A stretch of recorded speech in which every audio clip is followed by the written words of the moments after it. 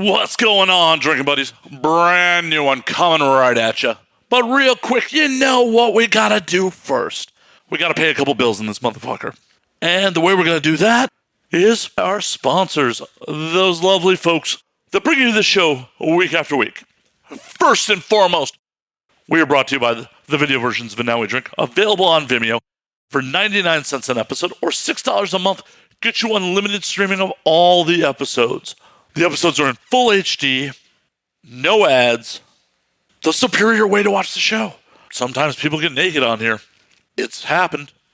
It'll probably happen again. So sign up today at www.anwd.net/videos. Once again, that is www.anwd.net/videos. We are also brought to you this week by my Twitch stream. That's right. Since the pandemic has started, guys, and I've been locked in my apartment for nearly every day since this has started, I started playing video games on the internet. I stream 3 to 4 times a week, various games. Come check out the stream at twitch.tv/MattFandSlayer. Me and some friends are doing Fortnite on Monday nights. We're part of a group called You Laugh, We Die. Also, check us out on YouTube. Throw me some support. I'd love the hell out of you for it. Come hang out in the chat. Shit gets wild. You can make me do shots. People tried to kill me on a stream on Sunday.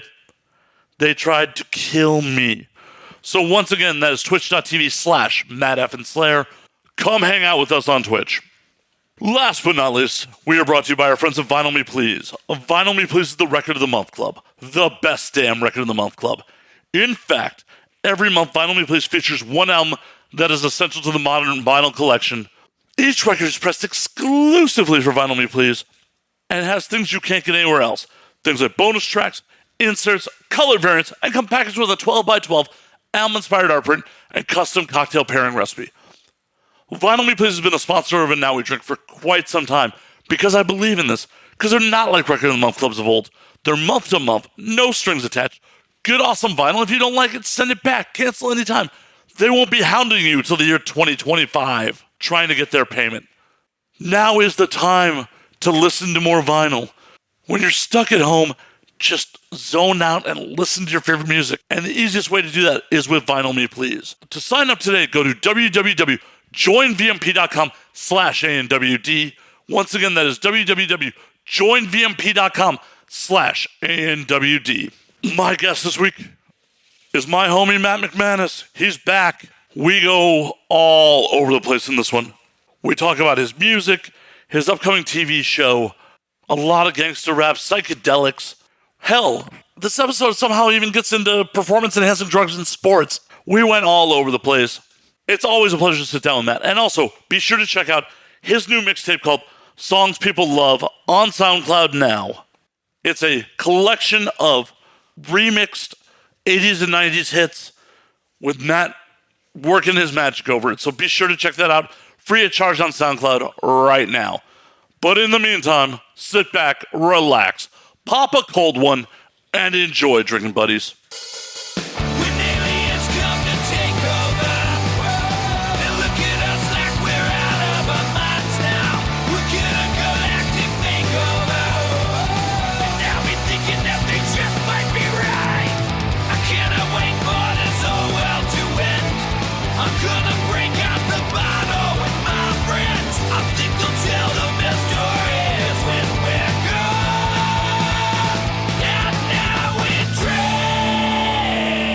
When I was 21, there was this this bar where you could ride a fake bull inside the bar, and the guy or girl that controls that bull, that's the best job. Because if someone's an asshole, you could fling them off. If someone's hot, you can keep them on and have have it them, nice and slow. Ride.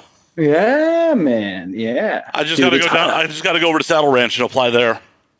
Do they have one of those there? Oh yeah, the one on Sunset. Oh yeah. Oh man, it's funny. The last time I was in Saddle Ranch, it was probably about a year ago. Someone passed away that I knew, and they were one of the people who had their names in the bar, like as a plaque. And I only hung out there my first day in Los Angeles, and that time, the third and only other time I was there was when I snuck in in the middle of the day and danced on the bar for a video. You know they do bottomless mimosas and Bloody Marys every day until 3 p.m. Get the hell out of here. Yeah. Dude, when this whole shit show's over, let's make a date to do that. Hell yeah. Hell yeah. Every once in a while, we'll just be like, oh yeah, let's just roll through Saddle Ranch at like noon on a Monday. Oh, man. It's hot in L.A., Matt. Oh, I know. Fuck. I've been sitting outside for the last hour smoking a cigar, and then, of course, while we're recording, I turn off the AC, so. Same. That's why I'm sweating. Like, and here's the thing. My dad passed a lot of things down to me, but one of the more annoying things is that he's a sweater. Ugh. Like, he would go outside on a Saturday to mow the lawn at 6 a.m., and he wouldn't stop sweating until 9 p.m. Ugh. And that's me. Like, I did some push-ups and stuff like an hour ago, and I'm still sweating. But I'm getting those I'm putting toxins back in. I took toxins. I work out so that I can eat and drink. I don't work out to look good. That happens by the grace of the hair gods. See, I just continue to try to be funnier to deal with the fact I'm just getting fatter. But here's the thing, Matt. I haven't seen you in the flesh in over a year, but you look pretty goddamn good. Like, quarantine hasn't done bad by you. It hasn't done great by me either. Fuck. Well, why do you think the angle's here, man? Like, how you taking big dumps? Oh yeah. Yeah, me too. I put kimchi really heavily into my diet during this. I love kimchi, but it fucks you up. But it's good for you, and it's keeping me regular with all the other garbage I'm eating. Why is it good for you? I know that it is. I don't know why. It's a probiotic. Oh, okay. The distilled cabbage is a probiotic, and it's just fucking cabbage and spice. How could that be bad for you? I put it on hot dogs, dude. I've thought about it. I've thought about putting it in. I've thought about putting it in mac and cheese. You know what? That's not a bad idea either. And I'm a dad, so me throwing random shit into mac and cheese is something I do on a fairly regular basis. Just trick your kid into eating healthier stuff? No. There's no way he's going to eat that. I'll just take his leftovers and put kimchi in it. You just got to be like, oh, it's good for you, buddy. Here you go. Try it. You want to hear something cool? This is dad talk right here. But so I've been quarantining very seriously because my kid's grandmother, his mom's mom, lives in Los Angeles and she's high risk, etc. So I have had to make a lot of adjustments based on that and other things. It's been an interesting couple of months, to say the least, as we all know. It's universal. But I've been trapped in my apartment in Hollywood with a 6-year-old boy for, the better part of 6 months. And today we were just like, he's been playing Minecraft. I've been getting into Minecraft. And I was like, let's turn the TV off. Let's build something. He's like, well, what are we going to build? And I was like, let's go into your toy chest, which has not been touched in almost a year because he's been playing video games. And I found a box that a friend of mine gave me when he was moving out. And I never opened it. He told me there was a train set in there. And I just thought it was like your standard Christmas time train set, but it's not. It's like Fisher Price's most expensive train set with like remote control, like 7 different remote controls for like 7 different pieces. And it didn't work at all. So what I did today is I unscrewed everything and put it back in together, got everything working. I actually felt like a man. And we made a set, like a YouTube worthy video set around my house, going over and under couches, all kinds of shit. I've been trapped in this apartment just like a lot of other people, and as a dad today, I felt like it was a successful day because my kid left smiling because his dad put a train set together. Hell yeah. And now I'm talking to MS on the interwebs. On the interwebs, the magical interwebs. I applaud you, man. You took this moment in stride. I mean, it seems in stride. You're just as prolific and profound during quarantine than than if not more than when you were before this. Your access to people has probably changed, obviously. Oh, it definitely has. But it's a weird dynamic for me because I'm not doing a bunch of extra side hustles. I got so much more time to do shit, but I don't feel like I know consciously I'm more productive than I was. Like, I'm doing editing for my YouTube gaming stuff. I'm streaming Twitch 3-4 times a week at least. Oh, you're streaming Switch. It was just okay. You told me that's why you told me I could stream Switch. Okay. Yeah. You know, I'm doing all that stuff, but because I have so much goddamn time, I feel like I'm not getting enough done. I completely identify with that. 110%. Yeah, especially when, you know, I had all the regular side hustles and all that stuff going on pre-pandemic. I'd be like, okay, I have these hours to knock out the edit of this week's And Now We Drink. I have this much time to record. Boom, I have to get it done in this time. I got yesterday's And Now We Drink, or today's And Now We Drink done late Tuesday night, but I was at it all fucking day because it was like, edit a little bit, dick around on YouTube, edit a little bit, text some people, edit a little bit, play around on Instagram, edit a little bit. Yeah, it became an when you say dick around on YouTube, what does that mean to you? I mean, fall down rabbit holes into random ass videos. Depending on, I watch a lot of like history videos. Okay, the guy who sold me this computer, there was a computer store up the block that's no longer there. It was like a secondhand Apple store where he just like refurbishes things and gives you all kinds of cool shit. He's no longer there. But he was like, what do you like? And I was like, what do you mean? He's like, I can give you anything. And I was like, I want to record music and I want to edit videos. He's like, you got it, man. He's like, you like history? And I was like, sure. And he put all these awesome videos and documentaries standard on this computer. I should send you some of the stuff. It's incredible. It's incredible. Hey, I'm down. As long as it's not QAnon, I'm down. You know what? I don't know what that is just yet. I mean, I know, peripherally what it is. I've had, I wrote an article recently that was like, we've been desensitized for the better and worse in the last 6 months, more so than anything, to the news, in the sense that there is from the Pentagon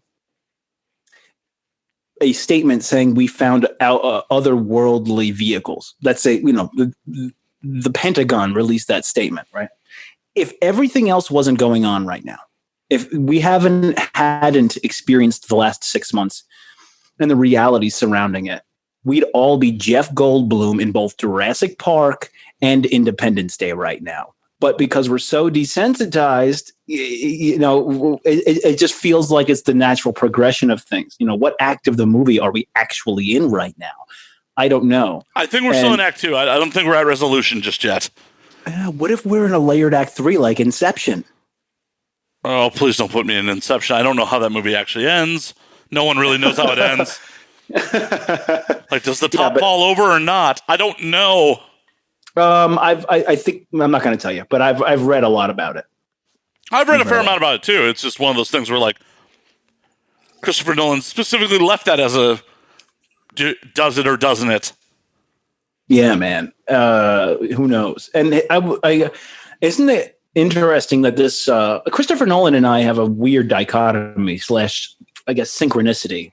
I was in his house once. I think I told you that story. No, I don't think you did. I never told you that story? No.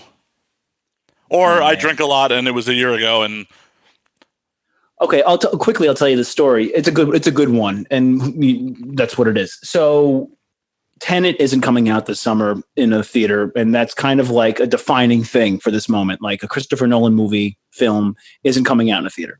And I know that, like, everyone at the studio was probably like, you know what? Disney's doing all the live stuff, doing all the streaming stuff. It's time.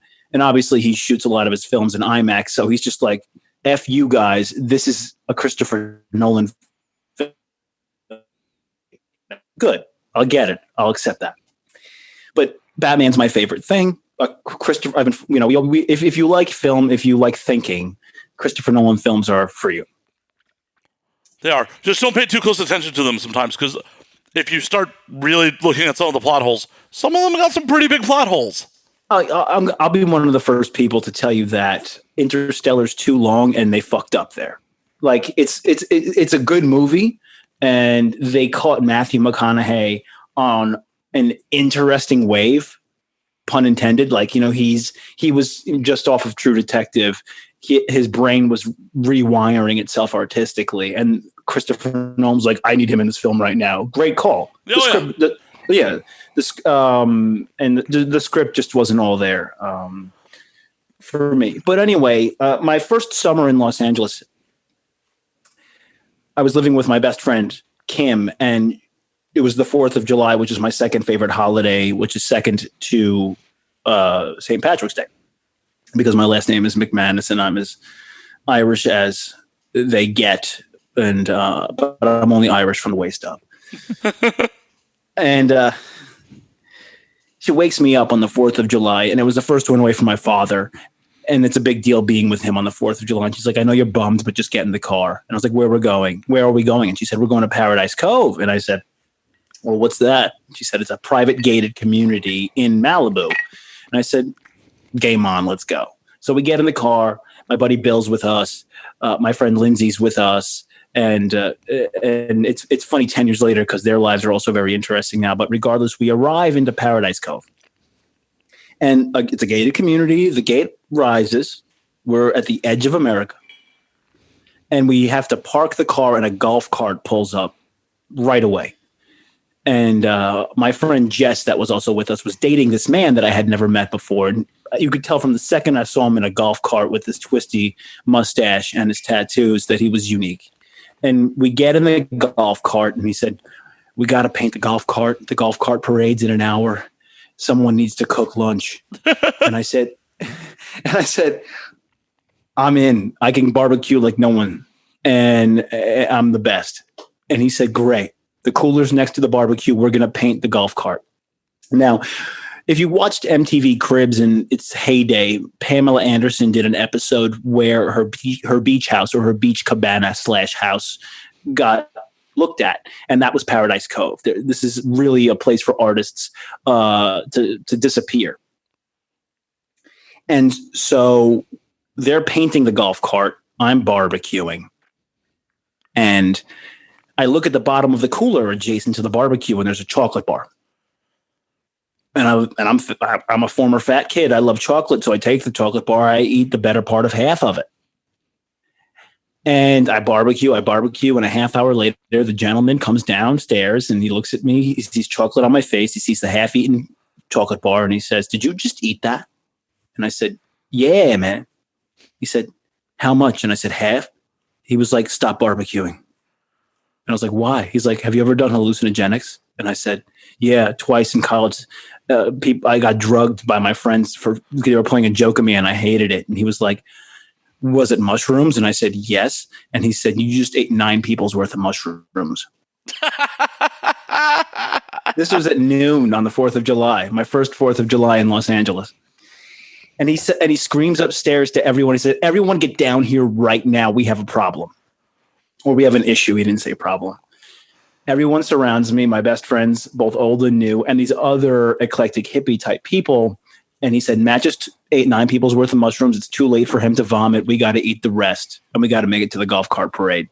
He hugs me, and he says, I'm going to be okay. He said, embrace it. And I look at and this, I was a real, I had turned into, in my late 20s, as a pretty straight-laced person in New York City before moving here. I moved here to kick ass and take names. I had been running a hamster wheel that was just so fast and so harsh for so long that when I moved here to separate myself from the place that I loved, which was New York City, I came here all business. And I conquered a lot very quickly because I just locked myself in my room and became attached to the idea of success. But I really didn't know what that meant back then. I just thought it meant proving the people that wronged me wrong.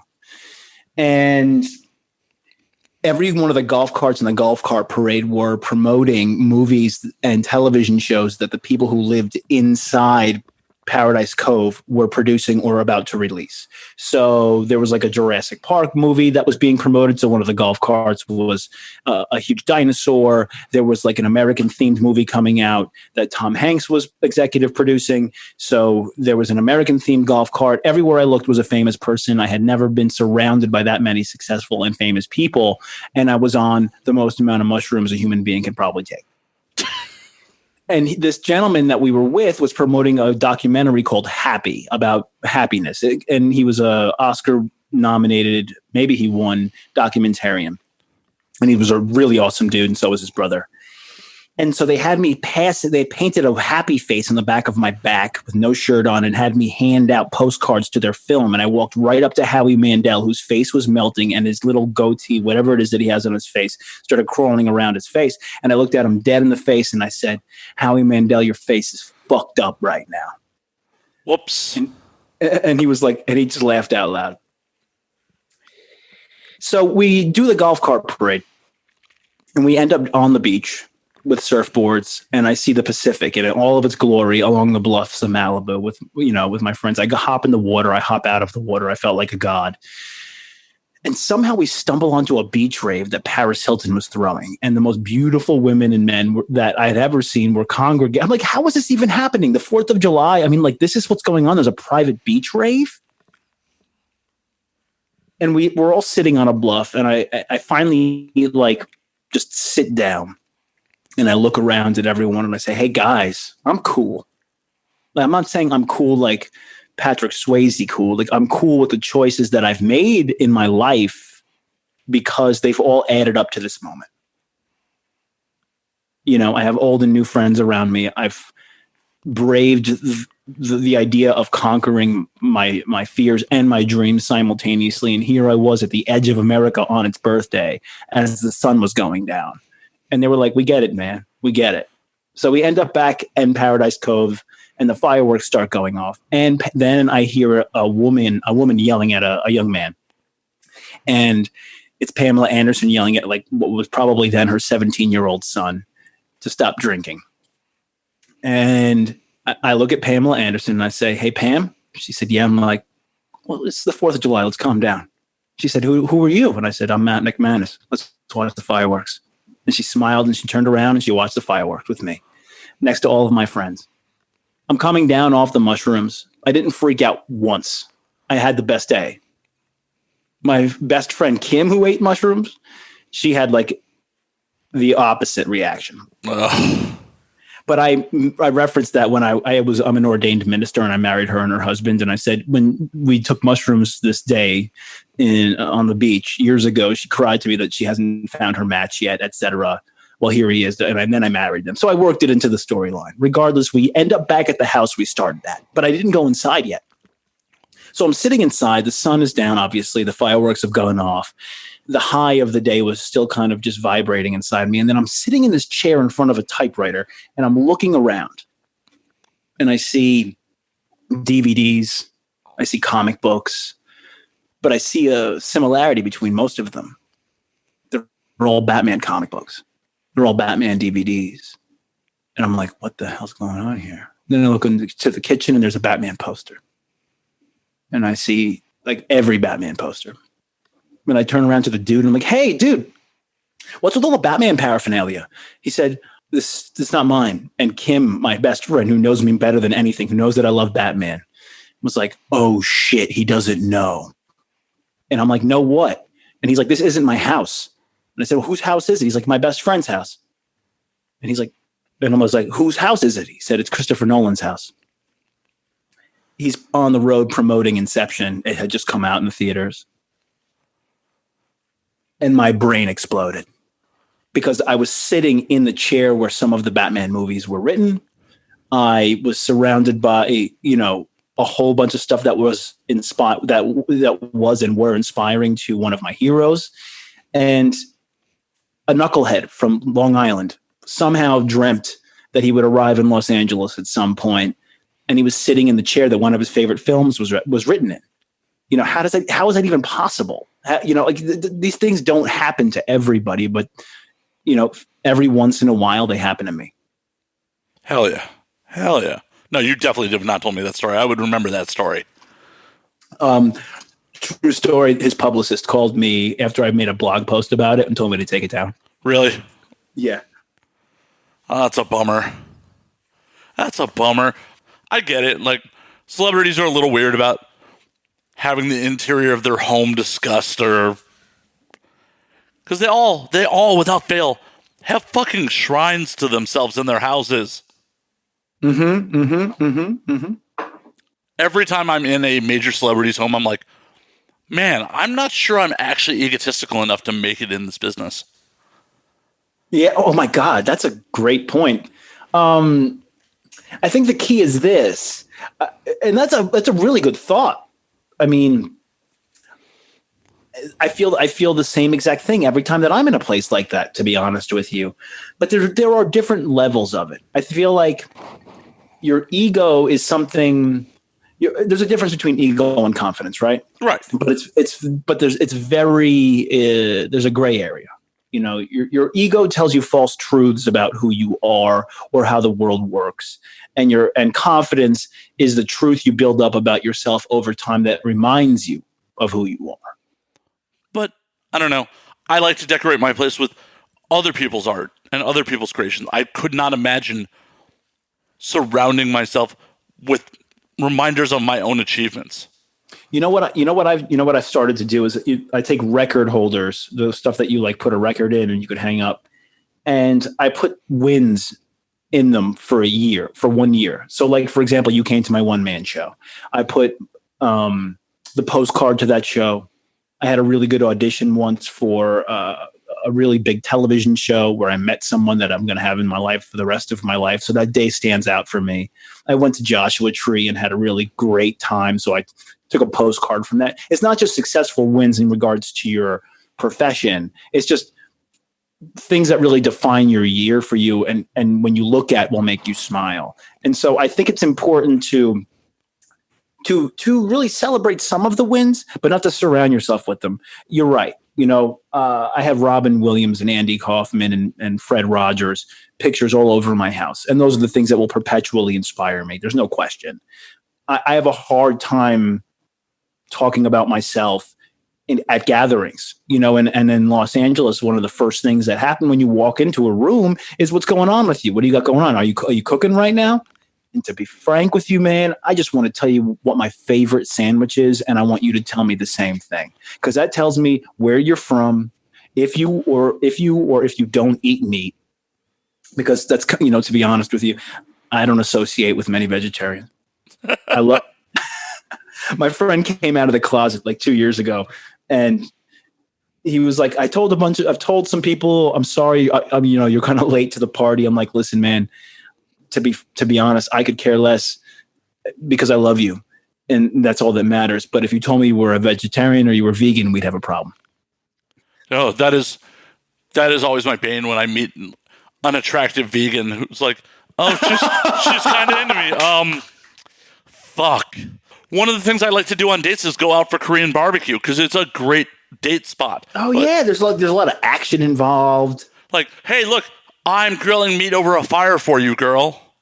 Like, because it's a slower meal, you got time to talk and bullshit as, you know, the food's cooking. You could dip shit. Yep. It's, you know, and if you're vegan, what am I going to do with that? Like, here's some kimchi for you. I'm going to stuff my face full of meat now. Yeah, exactly. And you're going to leave smelling like dead animal because that's the way barbecue works. Yeah. You frequent, and I follow you, obviously, but you frequent like legit barbecue spots, though. Oh yeah, I love America. Los Angeles, and like sneaky little places that I just don't know. So give me your like top 2/3 cornbread spots. You know, I mean, give it to me. Hands down, my favorite barbecue spot in LA is the Horse Thief in downtown LA. Okay. Is that by where like the strip clubs are? No, it's in Grand Central Market. Oh, okay. It is run by 2 Austin transplants, and the brisket has a perfect peppery bark on it. So they're just putting salt and pepper on that and smoke. Oh yeah, it's so good. And when I first started going there, they were only really open for like 2 hours past lunch. They opened at lunch. 2 hours past lunch, they were closed because they'd run out of meat. Come and get it. Yeah. Right. Like, yes. that is, if you're talking like a traditional American barbecue, that is the first thing you got to judge a place by. If they sell until they're out of meat. Any place who has the full menu all day is suspect. Oh my God, I love that. Well, also, and the second judge, and this is going to be funny because it's a little bit hypocritical, is the coleslaw. See, I'm not a slaw person, so. Oh, you're not? Okay, No. that's fine. Not a slaw person. And that's actually not really attached to barbecue. I'm on Long Island where I grew up. Diners had coleslaw, so you would judge a diner by its coleslaw. Definitely, I could see that. Yeah, I've never been a slaw person. Have you ever? I'm sure you have. Have you been to Cantor's? Of course. Sure. What do you? I've lived in. I'm Jewish, and I've been in Los Angeles for 10 minutes. What do you get when you go to Cantor's? Pastrami on rye. Yep. There you go. And what's the bar adjacent to Cantor's? That's like the Kibitz Room. I love that spot. Oh yeah, dude. GNR used to play there back in the day. That's what I was about to say. I told my son that today. We were driving home, and Paradise came on, Paradise City, and I was like, "This is LA's band." You know, it really is. I mean, there's a lot of bands that I could say that really kind of hold that house, but. He goes to Cantor's with me. We get the cookies there. Oh, yeah, you got to get the black and white cookies. That's what I'm talking about. And so I was like, that bar that's next to there that I've walked you into a couple of times just to like see what was going on. I was like, this band that we're listening to right now kind of like made their bones there, and he didn't. He usually tells me to turn a lot of music off when it's on the radio. He did not tell me to turn Guns N' Roses off. Awesome. What a voice on that guy, huh?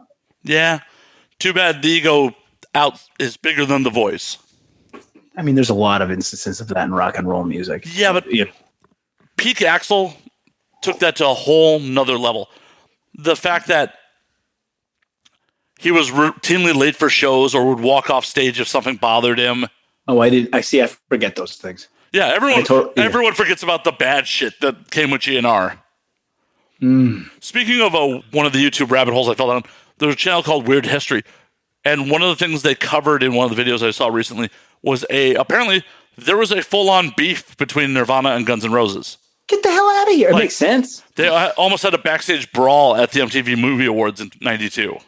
Is there like an oral history of that? It's Weird History did a video on it. Oh my God. I definitely have to read that.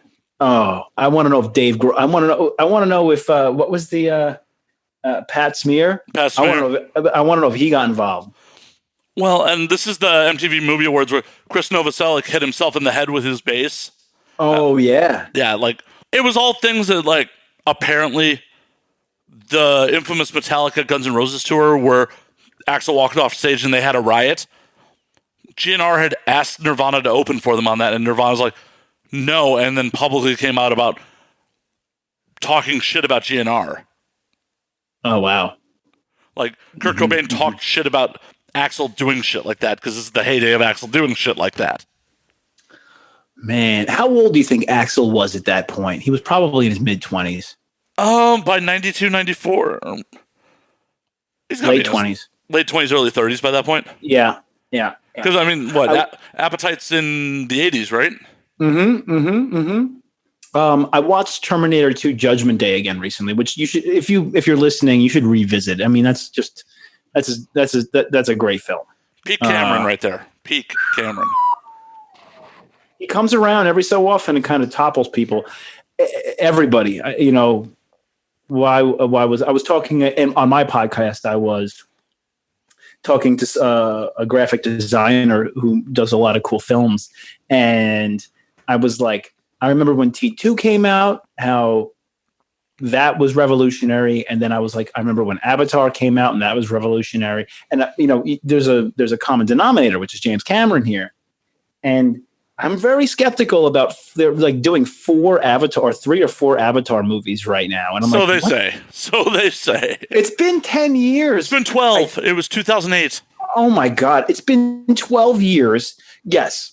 I'm sure that there's amazing stuff going on there, but the world isn't invested like it's Star Wars for you to make one film and then make 4 subsequent sequels simultaneously for the next decade and a half. Now, well, and on top of it, even as invested as everyone was in Star Wars, everyone shat on the new movies. mm-hmm. Everyone shat on the new movies, and justifiably so.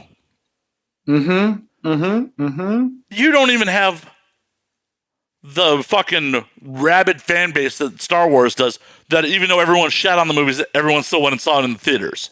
One smart thing they did, though, is Disney, I guess, bought the rights to Avatar. So when there is like an Avatar world in Disney, they are planting seeds and Easter eggs in the eyes and hearts of the youth in America in the parks. Not like that means that's not doing any good right now during the quarantine. Side note, I will say this about Disney. Now, I love Disney. I used to work there when I was a kid, but Disney creates more divorces than happy families. The because park? I worked there. I saw so many families evaporate right in front of my eyes. My family being one of them too, like my parents. The last vacation we went on as a family before my parents got divorced was at Disney World, and my dad kicked a hole in the wall and couldn't get it out because he was so angry at my mom. But he was also probably angry at the lines we were waiting in. The prices.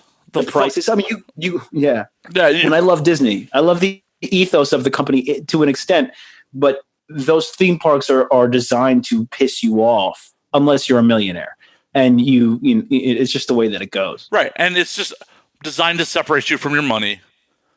You go. Oh, that's a profound way of looking at it. It's not yours anymore. Take it. Let me take your money. It's theft. Yeah, the mouse owns it now. I saw Mickey Mouse. I shouldn't say this. I'm going to say it. I saw Mickey Mouse take its head off and smoke a cigarette. Hey, it's hot in that suit. He needs some relief. I'll tell you this. At Disney World, when you're a cast member, not an employee, you're a part of the show. There are things you have to follow. For example, you have to point with 2 fingers or your whole hand if you're pointing in any direction. If you point with 1 finger in any direction, you can get fired because it's disrespectful. If you have sideburns, they can't be any lower than your earlobe. If they are, you get fired. Like, there are cameras everywhere. Just to give you an example, I was in the mess hall behind the scenes on my break, and I worked in the animation studio, and I was drawing with the pencil on a table Mickey Mouse, just because I was learning how to draw him from my job. And someone just tapped me on the shoulder and said, "You finished that ear that you're drawing? You're fired." Like, there are just eyes and ears everywhere, and you're supposed to smile from ear to ear the whole time you're working. And you know what? When you train yourself to smile, it's easy to. But I saw people approach me because I'm pretty approachable when it comes to someone who's having a hard day. You could just see on my face that you can approach me if you're having a problem with your life, and I'll give you some advice. It's just kind of my thing. So people would just come up to me behind the scenes and be like, "Oh, my girlfriend's leaving me," or "I have the gout." And we would be talking, and they would be crying as we're walking on set or on stage, where there are these secret entrances. And the second we pass that threshold, they wipe their face, they change their voice, and they smile from ear to ear. And it's like we weren't having that conversation. And I've been in LA on set as an actor for 10 years, in New York for 10 years. I've never seen more Oscar-worthy performances than people that work for Disney World that are walking from their break back to work. True story. The show must go on. That's it, baby. And it was magic, man. Disney World, Orlando, Florida, 2001, right after 9/11. No one was going there because Osama bin Laden said that the second place that he would hit would be Disney World. So I was doing an internship transplanted to Orlando and living in places with one another, and there was no supervision. And it was the funnest goddamn thing I'd ever done. I mean, I met people. I lived with this guy from Puerto Rico who was Don Juan. I mean, this was before cell phones. This was before everyone had a beeper, really. And I was just a fat kid from college that liked Snickers bars. And I lived with this guy who just would get home from work and the phone would ring off the hook. "Hey, Stacy." "Yeah, it's me. I just got home. Why don't you come over at 7:30? "Hold on, I got a beep." "Yo, Jen, what's going on?" "Yeah. How about I come over to your apartment around like 9:30? Hold on, I got a beep." And the calls would just come in for these women. And I had no idea what I was doing with girls.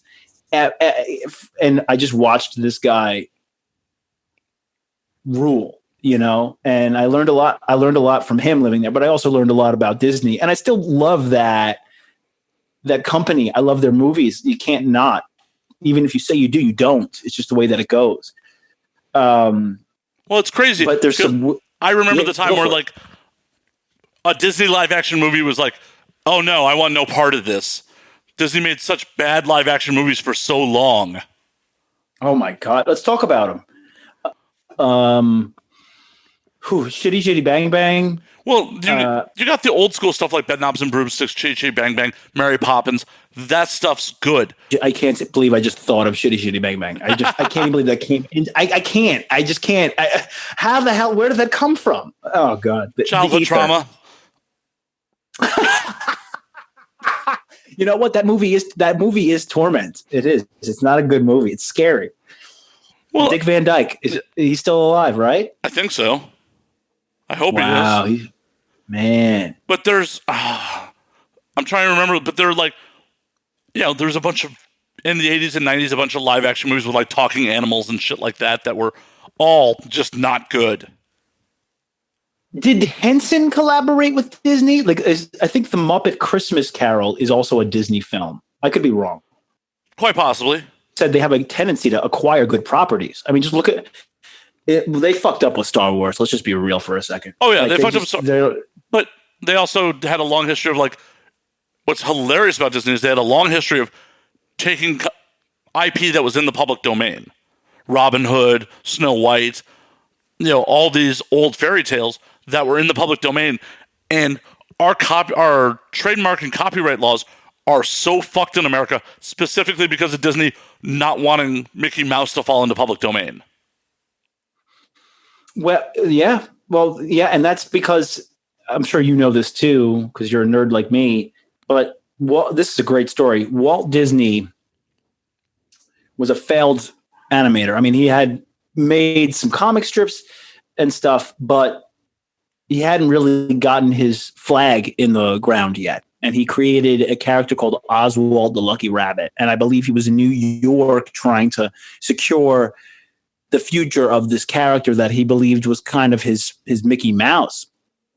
And when he was in New York and he hated flying, he lost the rights to Oswald the Lucky Rabbit. The company that he was working with stole the IP from him right out from underneath him. So he lost the rights to Oswald the Lucky Rabbit, and he was on a train from New York back to Burbank, and he was drinking scotch. And he was sitting in his seat, and he took the glass that he was drinking from off a beverage napkin, and there was a circle there. And he drew that circle. And then he drew two other circles, and he scribbled some other things on there, and he just put it in his pocket. And his wife, later that week, once he got back to California, was doing his laundry and emptied the pockets and found the beverage napkin. And she said to him, "What's this?" And he said, "That's just some mouse I drew on the way home." And he was defeated. The thing he had been fighting for was gone. And he said, "It's just a mouse I drew." And she was like, "I like it. I love it. We should name him Mickey after Mickey Rooney, my favorite actor." And he said, "Okay." And the rest is history. I mean, think about that. Yeah. I mean, just think. I mean, he was defeated. The thing he had been working for 5 years was ripped out stolen from him. He had probably had a couple of bucks in the bank, but not much. And this on a beverage napkin. What are the things? You and I, right? We drink, right? Yeah, cocktail napkin. And we love bars. Yeah. I write more. I have a file of beverage napkins that I'm going to keep the rest of my life. I mean, granted, it's been half a century at this point since the company was made, and if not more, definitely more. And you have to pay attention to your thoughts, man, and your beverage napkins. Many, many great American innovations have come to us via cocktail napkin. I couldn't name any other ones off the top of my head, but I would be willing to, bet a chunk of my kingdom for it. That it's a thing. I bet some of the best poetry is definitely the child of a beverage napkin. Oh yeah, I would say. Hell, if you're a fan of Bukowski, I'm sure there is so much stuff that Bukowski ended up doing on cocktail. Oh my God, that's a great point. Great point.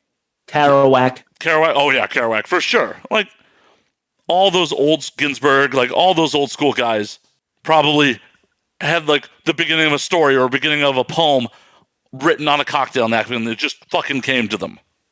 I take notes on my phone. I hate doing it. I just can't. I don't love doing it, I should say. But I have. If you look around my apartment, which you could right now, there's stuff written on everything. Everywhere. When inspiration hits, you gotta fucking capture. I'm sure this has happened to you. It's happened to me 100 times. Like, oh, that's a great idea for the X thing. I'm totally gonna do that tomorrow. And then the next day, it's like, what the fuck was that? I was doing that for so long in my life that's when the dry erase board entered my life. So if my brain's like that's dry erase boardable, I put it on the dry erase board in bold letters, and so that when I wake up, I look at it and I know that I took it seriously the night before. For me, a lot of times it would come to me like in bars, being out with people, and I'll occasionally write myself a note on my phone. The next morning, it's just like, I don't even know what the fuck that means. I get that too. What the fuck? Because I'm dyslexic. B, I have horrible handwriting. So, Well, I'm right there with you. And C, I was probably drunk and thought it was a lot funnier drunk than it was when I was sober. Yeah, contextually, things are funnier. Oh, yeah. It was just like, that was hilarious. Oh, that doesn't even make sense. What the okay. File that away. Just how it goes sometimes. It's how it goes, my man. It's how it goes. But I want to talk to you about what I'm about to release either tomorrow morning or next Monday. Ooh, what do you got going? All right. So last we spoke, I had just released some music, and that kind of turned into some other things. But that was really cathartic. It was like a very cathartic music project. It was about my childhood. Then I turned it into a one-man show. And that kind of covered a certain portion of time in my year last year. But then I was approached by a couple of different people creatively to continue making music. I never really considered to keep going, but I have, and I've finished a complete album that is mixed and mastered and amazing, and it's called Classical Music, and it covers a lot of ground in terms of genre inside hip hop over the last 30 years. It really kind of encapsulates a lot of the things that have taken place, and there's a lot of hilarious and ridiculous songs on there, but that's not what I'm releasing.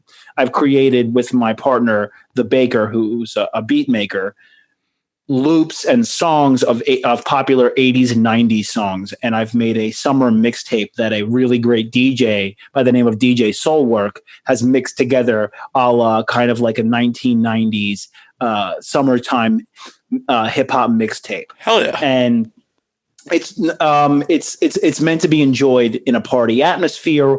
It's meant to be nostalgic 80s and 90s gems from Ace of Base, Nirvana. Oh no, not Ace of Base. Len. No, just trust me on this one. Well, no. Spice Girls. Well, tell me about it, but I'll tell you why. Oh no, Ace of Base. When after you tell me about it. Just things that men and women from our generation, it's kind of woven together in a classic mixtape style. My name is MCM, obviously. That's just the first three letters of my last name, but also the acronym Man Crush Monday, which I'm using creatively. So I'm either going to drop it tomorrow morning. I've put a ton of work into it. And my album was done and it's wonderful, but it wasn't the time to release it because it was when all of these things were taking place this summer. And the last thing the world needs right now is another white rapper just dropping an album. And so when that was happening, Matt, you should not give people an excuse to get together and party right now. You should not do that. Do not encourage people to get together in large groups to listen to your music. Right. Exactly. I agree. So the album is done, and it has been, and I'm putting a lot more creative thought into how I will release that. But in the interim, I've really developed the skill for rapping. I've gotten to be a fantastic rapper. I'm the best rapper in Los Angeles. There was another guy that I did the video game thing with that said he was good, but I'm better than him. There's no question. I'm releasing this mixtape. It's going to be very fun to listen to. It's about 20 minutes long. the gentlemen and that have been working on it with me, and the men and women that have been designing the art for it. Everyone is kind of working very cohesively because they believe in the art and they believe in the humor of it all. It's all very funny. It's all very approachable. It's all it's all something that is very reminiscent of things that we used to listen to and hear when we were much younger, but it incorporates a contemporary element, which means that you still have a horse in the race if you're in your late 30s, early 40s, and I'm the jockey. So just get on and, we'll ride bareback until the sun sets. Hell yeah. So songs people love, it'll be out either tomorrow morning or the following Monday. And it's a summer album. It's a summer mixtape for you to love and listen to. I would love for you to go to my SoundCloud and listen to it. And you go to my Instagram, which is at Matty P Mcmanus, and the link will be in the bio. Oh, so with the early plugs. We be plugging, dog. But I just wanted to get that out of the way. Yeah, because tonight I'm getting the final mix of it from the DJ Soulwork, and he's a wonderful dude. And he's been scratching and mixing the whole thing together with effects and everything. And my partner, the baker that made all the beats, is really excited that it's going to be coming out. So I've been extremely productive during this quarantine in a lot of different arenas. I've had articles published. I'm selling a television show right now that is a comedy-based prison reform TV show about food. Okay, you're gonna have to go into that. I just want to make a real quick point on Ace of Base, real quick, super quick. But then I want to hear go. You know they're Nazis, right? Oh, I did not know that. Yeah, the Ace of Base is a bunch of white supremacists. I'm sorry, I didn't know that. Yeah. Wow, isn't it? The whole world was dancing to them for 20 years ago. I think it was Vice or Rolling Stone had a whole article of like how a bunch of white supremacists got the world to dance in 1994 or whatever it was.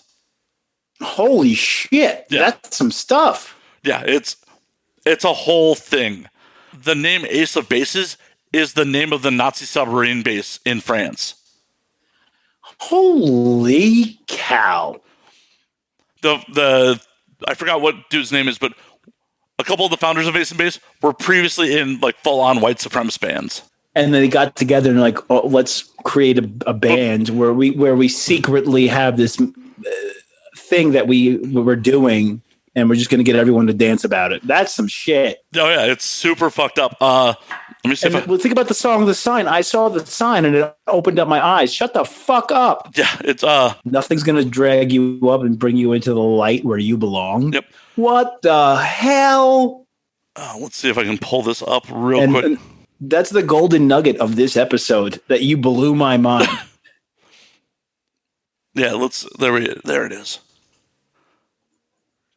Do you see that, Matty? Holy cow. This is from 2013. Do you watch Dark on Netflix? I haven't yet. You were the second person told me that I need to watch it. I just finished it. It's incredible, and I don't binge watch TV. You got to watch it. It's German. I'm going to, but yeah, look at this. Like fucking, it's fucking crazy. Holy. Of course, Vice figured this out. Vice covered it. Cracked covered it. Like a bunch of people covered it. For the audio audience, I pulled up the Vice article from 2013, Ace of Base's secret Nazi past. Before he founded Ace of Base, Ulf Ekberg was a neo-Nazi skinhead. That's the first sentence in this whole piece. Yep. And written by Benjamin Shapiro, rightfully so. Yeah. Well, thank you for that insight, and I apologize for putting that song in my mixtape. You didn't know. It's crazy. 20 plus years later, how many people don't know that? I mean, I used to French kiss girls to that music. I didn't know that they were. Nobody in those days. Nobody fucking knew. Believe me, I thought The Sign was a fucking jam. Yeah, me three. Oh man. Anyway, so thank you for that. Thank you for that insight, dude. I mean, not insight, information. Sorry for shitting on your new mixtape that it's coming out. Nah, you didn't shit on it. I didn't know, and it's my least favorite song on the mixtape. Maybe that track will fall off somewhere. Yeah. But on a more pleasant note, tell me about this new TV show you're doing. I can't give you too many details, but it's a comedic food show, believe it or not, based around the redemption of former inmates. That's awesome. And using culinary expertise that they taught themselves behind bars, specific to their area of America or the world. And as they win in the competitions, they are able to win possibly a full scholarship to a big culinary institute. That's awesome. So, because yeah. Not trying to make it on a serious note, that is one of the biggest problems in America is our crime is about punishment, not rehabilitation. And you are giving these people the ability to be rehabilitated, to go back into society and contribute. That's awesome.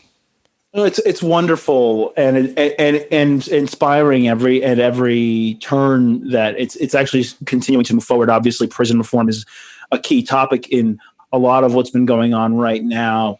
And there are people in America that love food. There are people in America that love entertaining people. But a lot of the pushback that we got prior to this moment as a team was that, ooh, you're working with inmates. It's risky. And we were like, you don't understand these amazing stories and people. And we are uplifting. We're shining a searchlight and a spotlight on these amazing, amazing humans that have taught themselves a skill all by themselves. And also, like, you watch The Bachelor, right? And the second that, or anything like it, anyone on a reality show's like, I'm here because my brother's obese, or I'm here because I stubbed my toe, or I'm here because my parents are divorced, or I'm here because of, like, shut the fuck up. I don't care. I don't care about that. The fact that your brother was obese has no bearing on the fact that you're trying to get a stranger on television to marry you. So shut the fuck up. Right. There are some stories out there that need to be told because they can change the world. Hell yeah. You know? And on top of it, it's a big risk to work with inmates. It's a big risk to work with artists. Artists are unreliable people. Yeah. In a lot of fucking cases. Yeah, I agree. So we've, as a team, been very excited about this project for quite some time. And it seems that it's moving forward right now, again, in Los Angeles, or in any profession, really, but mainly in my experience in Los Angeles. That doesn't necessarily mean that things are moving the direction you're seeing in. And they move at the pace they do. But the fact that I'm able to have momentum like this during the pandemic has been inspiring because the food's amazing. I've tried it. And because, to be honest with you, these people are at times tragic, but they are funny people as well. And I'll keep you posted on the progress there. Hell yeah. What's crazy is you're bringing together, like, the two industries really an ex-con can get into when they get out of prison. You can get into entertainment or the culinary arts. Mm-hmm. Are pretty much, unfortunately, the only places that people that are ex-felons can end up. Mm-hmm. Mm-hmm. We hear the word redemption, right, all the time. You hear it in church more so than anywhere else, but unfortunately, it's the Christians that don't even understand the word.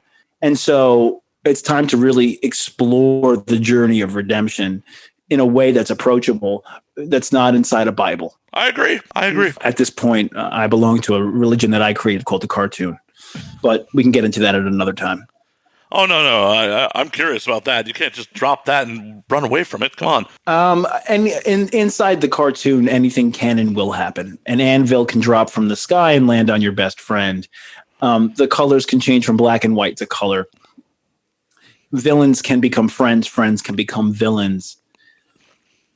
Crazy shit can happen. At the end of the day, the sun will go down and rise again, and a new episode will begin. Now, that doesn't necessarily say that there's a deity somewhere that you have to worship. It just means that my reality, the way that I perceive reality, is very much like Roger Rabbit, which brings this conversation full circle back to Disney.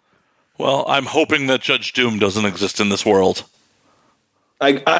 I totally agree with that. Is that Christopher Lloyd? It was, yeah. Oh, man. Christopher Lloyd.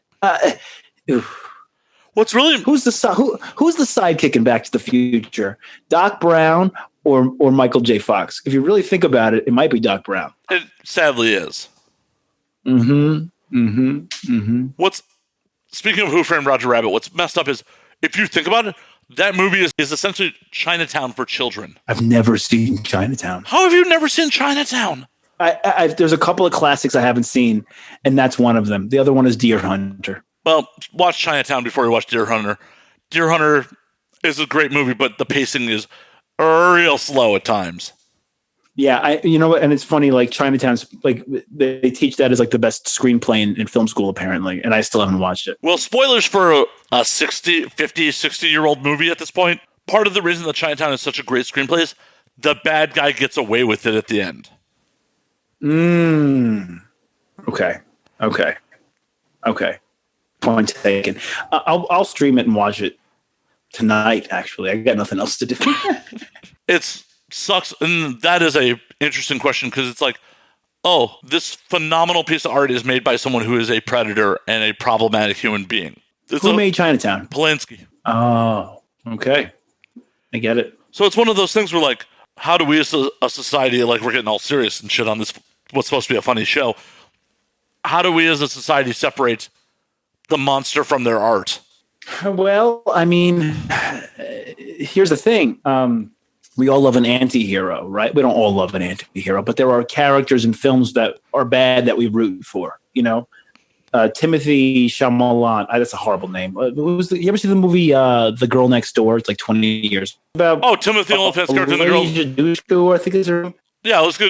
Of course. Yeah, no. So Timothy Oliphant. He always plays that kind of character where you. I mean, I'm not equating Timothy Oliphant to Polanski. That's not true. Yeah, you're right. It's funny. How do you separate that? I mean, Mike Tyson bit someone's ear off, and he was a was a very deviant person for a long period of time in a lot of regards, and admit a convicted I didn't know that. Rapist. Yeah. You know? And I will laugh. I will laugh my ass off at Mike Tyson's mysteries. Yeah, and honestly, people are rejoicing for Mike Tyson's like comeback right now. You know, we like redemption, but we don't like experiencing the path to it. It's crazy. It seems like we like redemption a lot more in professional athletes than in any other sphere. Tiger Woods. People love Tiger Woods again. Yeah. I really didn't hate him to begin with. I mean, whatever. You know who should never really have a resurgence is the guy who has one testicle that lied to the world. Lance Armstrong? Yeah. I disagree. Okay, fine. Give me why. I don't know everything, so tell me why. Because when they disqualified him for doping, for winning the Tour de France, they had to go down to like 14th place to find someone who pissed clean. Everyone was doing it. Okay. Well, that's a good point. I didn't know that. Yeah, it's one of those things of like, I think in athletic competitions where it is not a combat sport or people don't get hurt like football, we should allow athletes to juice to the gills. Baseball is much more entertaining. Juice to the gills. Baseball is so much more entertaining when Mark McGwire and fucking Sammy Sosa were just blasting him out of the park. No, this is true. This is true. No one gets hurt there. These athletes decide to put their bodies on the line by taking PEDs.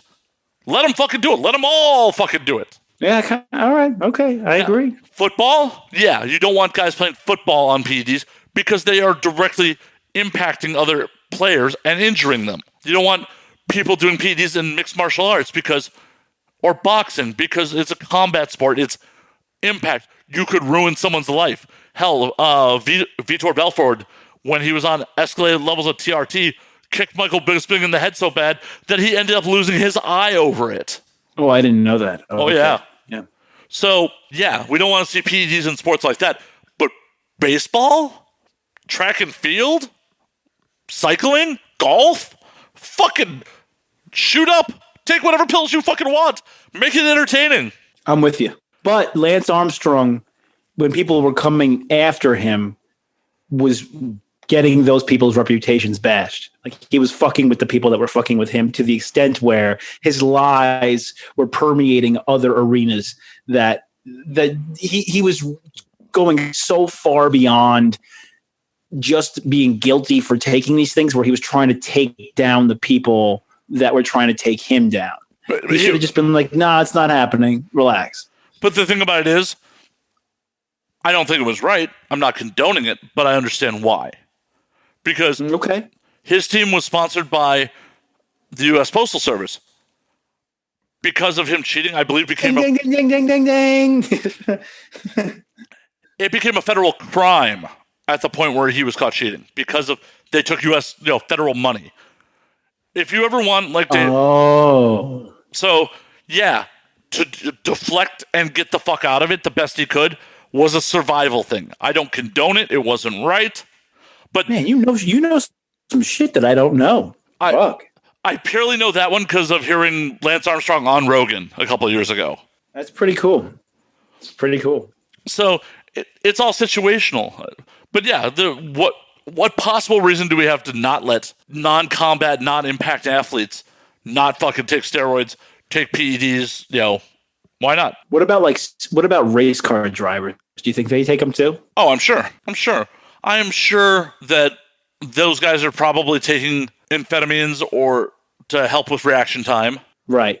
I mean, I should Google to see what the fuck NASCAR, if any fucking policy they have for drug testing. They may not even have one. They probably don't. Hey, we got the internet in front of us. We can find out, does NASCAR drug test? Ladies and gentlemen, the second ding, ding, ding of the night. Does NASCAR drug test? I'm going to pour myself a drink. I'll be right back. All right. Well, I will come back with the answer once you are back. And we're back. And Matty has done a wardrobe change. As you do. You know how it goes. I do. So you know NASCAR, how we do. NASCAR actually has a drug testing policy. But it's after the races. No, it's before and after. It's actually pretty... No, I'm kidding. All NASCAR drivers at track crew members and officials must pass a drug test from an approved lab 90 days prior to applying for their NASCAR license. NASCAR can ask any member to submit to a drug test at any time for reasonable suspicion or conduct random drug tests on event weekends. And it could be any event. It could be like a marriage. It could be anything. It's like, you know what? We heard that your aunt's getting married. We got to drug test you. Piss in the cup, dog. But here's the thing. Here's what's tested. NASCAR's policy states NASCAR members are prohibited from using, having in their system, possessing, purchasing, selling, and or participating in the distribution of any drug that is illegal to possess, use, and or distribute by the laws of the United States of America or any of its 50 states, regardless of the amount at any time, illegal acquisition or illegal distribution of any prescription or over-the-counter medication are strictly prohibited at any time. So you could be on fucking diet pills as long as a doctor gives you a script. But weed, because it's still federally illegal and illegal in a bunch of states, for just having a dime bag could get you kicked out of NASCAR. Isn't it crazy that weed is federally illegal and still, and at the same time, mushrooms is legal in like 3 or 4 places in America right now, right? It's getting there. It's getting decriminalized. I think Oregon had it on the ballot to actually make it legal. I think Oregon passed it this year or last year. God, when that gets legalized, the world would change for the goddamn better. I hope so, because, man, I enjoy shrooms. I mean, listen, after that one time that we spoke about earlier, I make it an annual thing. Hell yeah. I mean, to be honest with you, I feel like my brain is a rough piece of wood, and once a year I need some sandpaper, and the sandpaper is that. And I don't get fucking crazy. I get to a place. And I don't do it to see Smurfs coming out of the trees. I do it because it's a great conversation with myself and the world. You should do it for both. It's Smurfs coming out of the trees is a lot of fun. You know what, man? I've never been so hallucinogenic that I've seen shit like that. That's a lie. I accidentally took mescaline. I accidentally took mescaline when I was in high school. And I was on the phone on a rotary phone with my friend with my back turned towards the front door of the house party that I was in. And a cop walked in and I didn't know it. And I was just like, dude, Allie's face just turned into the devil.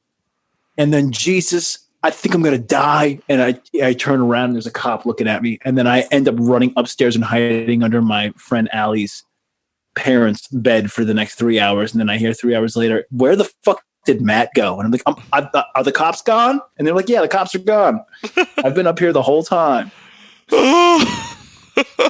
And to be high on mescaline isn't even a crime, but you probably weren't in the right headspace to realize that. Yeah, man. I wasn't. But yeah, man, I've done a lot of reading about hallucinogenics. I've done about Indian shamans here in America, but also in South America that have taken people for decades and decades ritualistically into the desert. Would you go do ayahuasca? Would I go to one ayahuasca? I wouldn't go. Yes, I would, but I wouldn't take like the Coachella ayahuasca, if that makes any sense. Well, no, I mean really go down into the fucking South American rainforest and actually 100%. My friend Nick Palizzi, who wrote a book called The Sacred Science. I went to college with this guy, and he just kind of devoted himself to wellness, and he took a whole bunch of people with different ailments, both physically, emotionally, and mentally, into the desert, the jungles, and made a documentary about it, and then wrote a book subsequently that's like a national bestseller. And he healed most of these people of their things based on ayahuasca and other remedies as well. I would 100% do it. I don't know. You can do it in LA apparently. Like there are places in Venice and whatnot where you can go. And I would be so suspect of that.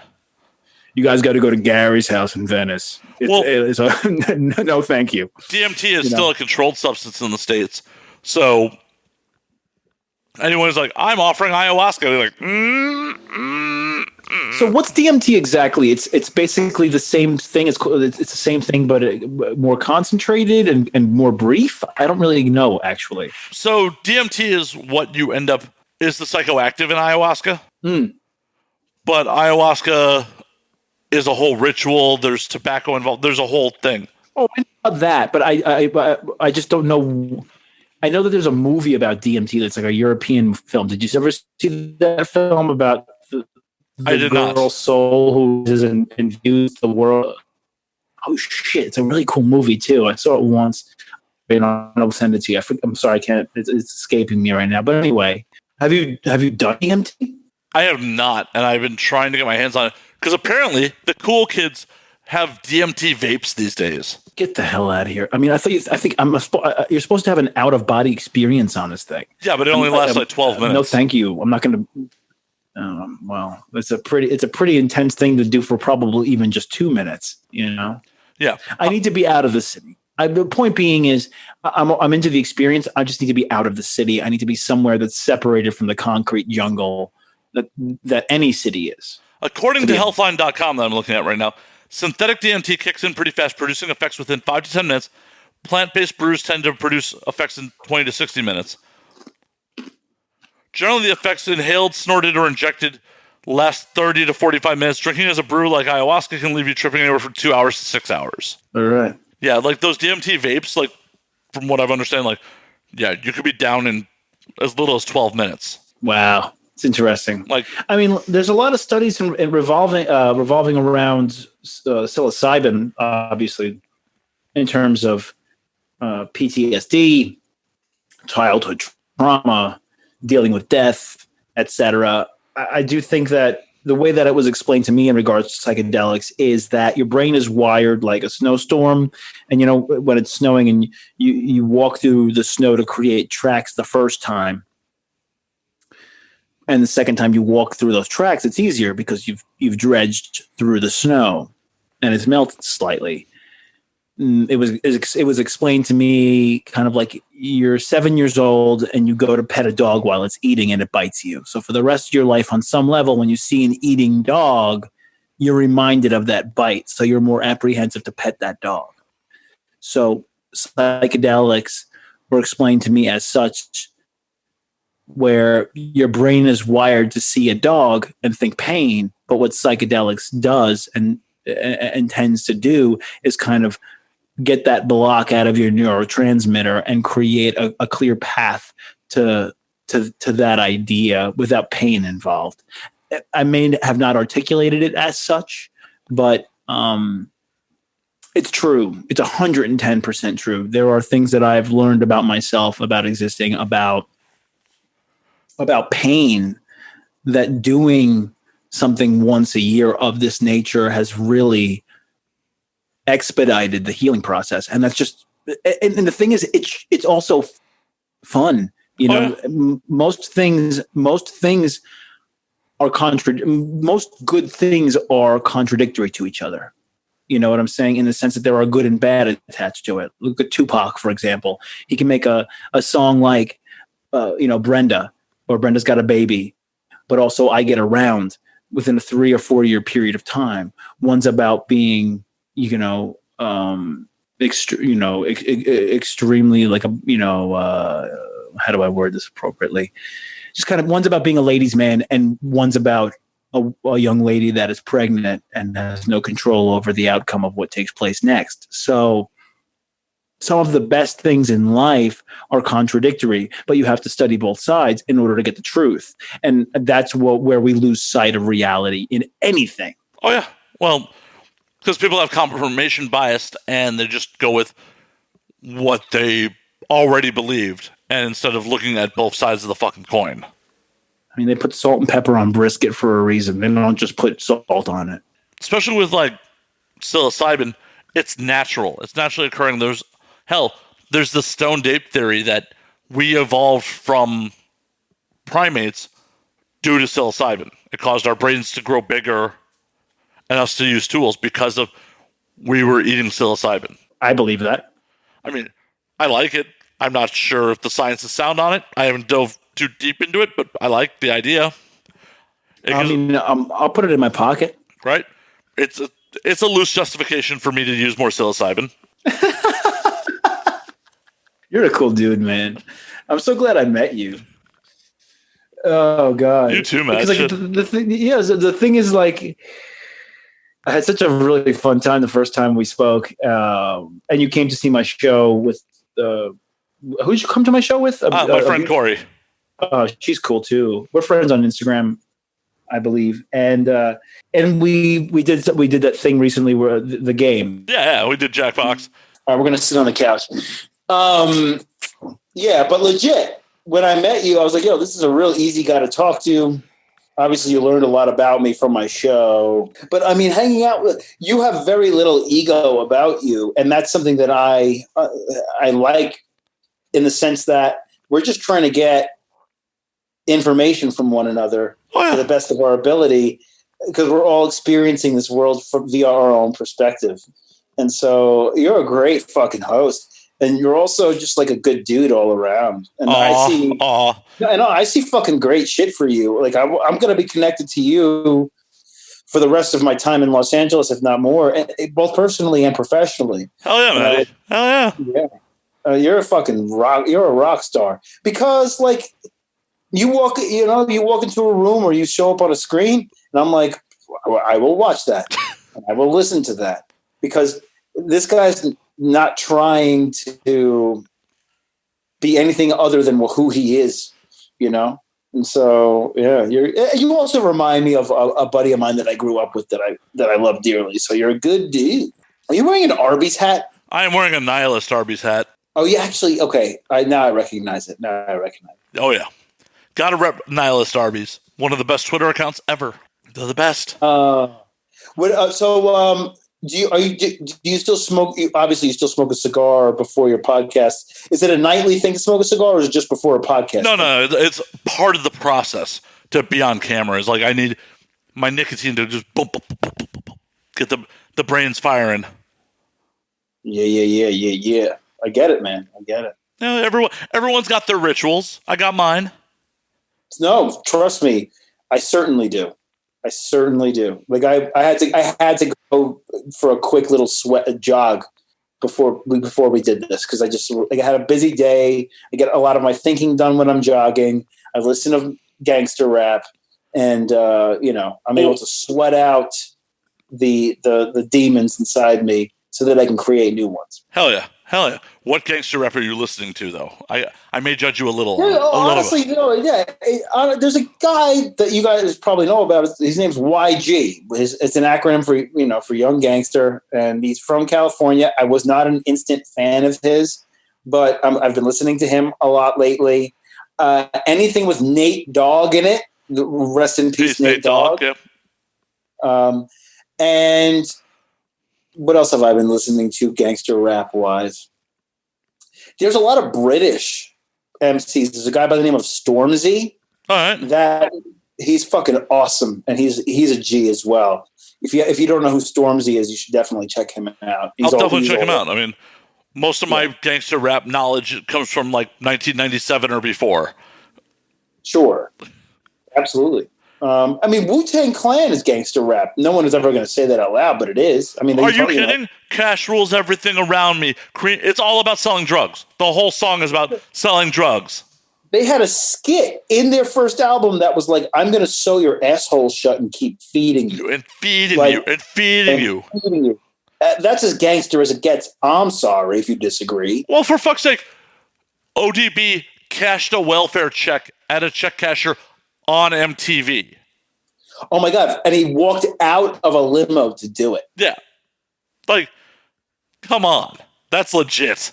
And the guy who was making his music or executive producing it is doing the scores for Quentin Tarantino movies. Like, the world's a what you could anything legitimately is possible if your heart's in the right place and you just stay true to yourself and you work hard. Remind me when we get off air. I have a Wu-Tang story for you that is not appropriate for air. That is hilarious. Just Fair enough. Remind me when we get off air, because I may forget. Gangster rap is what I listen to. That's part of my process. And I really can't do anything else creative during the day until I start my day with gangster rap. Nice. This is roll out of bed, gangster rap, brush your teeth, gangster rap. Mm-hmm. Mm-hmm. Drive my son home to his mom's house, gangster rap. Make love to your lady friends, gangster rap. Gotta make love to gangster rap. What? If you're not banging with gangster rap in the foreground, if you aren't banging to gangster rap, like you're the rapper banging to your own songs, I don't know. I don't think I'm egotistical enough to bang to my own songs if I made music. I don't know. That'd be kind of weird. No, as if they were your own songs. Oh, okay. Just no, I don't bang to my own songs. Yeah, absolutely not. Come on, could you imagine Genuine banging the pony? He bangs. I can't, but I will say this: if you follow me on Spotify, I have a playlist called 69. That's my sex playlist, and it always works. Oh God, I'm going to have to explore this and find out what your sex playlist is. 69 on my Spotify. Oh my God, that is ridiculous. That is ridiculous, man. It's a public playlist? Do you always start it from the same place, or do you just jump into it on a random track? For a while I did, and then I got a girlfriend, and then I had to hit random. If you did it in the same order every time, she'd know exactly when it was sexy time. This is true. But then I add new things. You're right. My friend has a sex playlist, and I don't know the name of the classical or the classical song, but it's the one that the first song on it is. Dun, dun, dun, dun, dun, dun, dun, dun, dun, dun, dun. I'll tell you right now. Give me a second.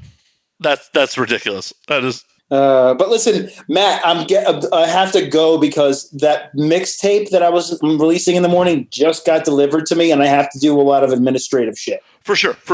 Before you run, Matty, where can they find you on the socials? Where can they find this mixtape? Where can they find your sex playlist? Give them all the links, all the things. Guys, thanks for listening to this. You could find me on all of the socials as at Matty P Mcmanus. That's Matty P as in Peter McManus. That's at Matty P Mcmanus. Just Matt McManus on Spotify. As a rapper, my name is #MCM or Man Crush Monday. You could get the links to all these things via my Instagram or my Twitter. Look out for Songs People Love, which is dropping either tomorrow morning or next Monday, and then the subsequent album, Classical Music, which is going to change the world forever. Hell yeah. Check out all Matty's shit. He has a huge fucking talent. Like, I was really hoping that the one-man show was going to fucking tour at some point. Maybe when the world reopens, you can go tour with it. That's the plan. That's fucking amazing. When Matty's one-man show comes to you, be sure to check it out. It is an amazing show. You learn so much about Matt. It's so heartfelt and just honest. Honestly, everything else that I do in terms of trying to make people laugh is just who I am. But my message is I'm trying to turn people's problems into superpowers, and I'm trying to turn disabilities into abilities, and I'm just trying to change the stigma around negative things around children. And that's basically what it boils down to. So just keep following me. I'm going in the right direction. I'm not perfect. No one is. My heart's in the right place, and I fart in the right place. Hell yeah. Hell yeah. So check Matty out on all his stuff. As always, you can find me at Matt_Slayer on Twitter, Matt Slayer on Instagram, Matt F. and Slayer on Facebook, twitch.tv/Matt F. and Slayer to come check out the gaming and the Twitch stream. You can find the podcast at Now We Drink on Twitter and Now We Drink _ on Instagram. And until next week, drink up, motherfuckers.